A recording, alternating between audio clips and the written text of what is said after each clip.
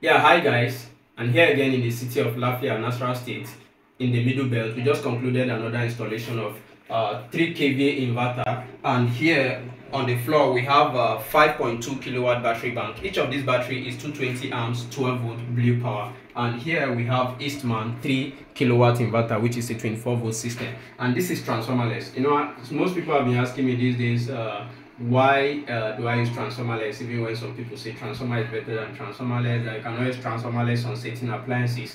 You have to understand that there are pure sine wave transformerless inverter. Like this very one you are seeing is pure sine wave transformerless inverter, which is suitable for any type of your home gadget or home appliances. Any type of electrical appliances at all can be used on this very inverter. So on the roof we have 1.2 kilowatt solar energy, which is 4 units of 300 watt solar panels, and this very inverter is a high voltage PV inverter. That means the whole 4 panels are connected in series. So here we have a DC breaker, which is used as a disconnector between the PV and the inverter. Here we have automatic voltage regulator, which is AVS. This helps in controlling or regulating the power coming from the grid. That means the input from the grid, because this inverter have the ability of charging through grid, and also is a hybrid inverter. This very stuff is to power this standing fridge.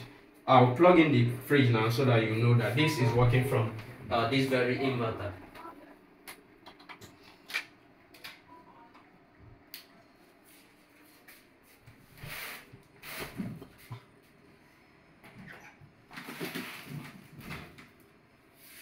Though it's empty, but right now it's working from the 3 kilowatt inverter. On the roof, like I said, we have 1.2 kilowatt energy, and here we have 5.2 kilowatt hour battery bank. Then the inverter is 3 kilowatt. That means it's capable of handling up to 2000 watts load. Probably you will be rationing your load. So for example, if you have a 0.5 horsepower pumping machine and you want to pump your water, you can ration that by putting off your deep freezer or your fridge and pump your water. Though with time there are possibilities of increasing the PV power, because it might be too small to power that for a long period of time.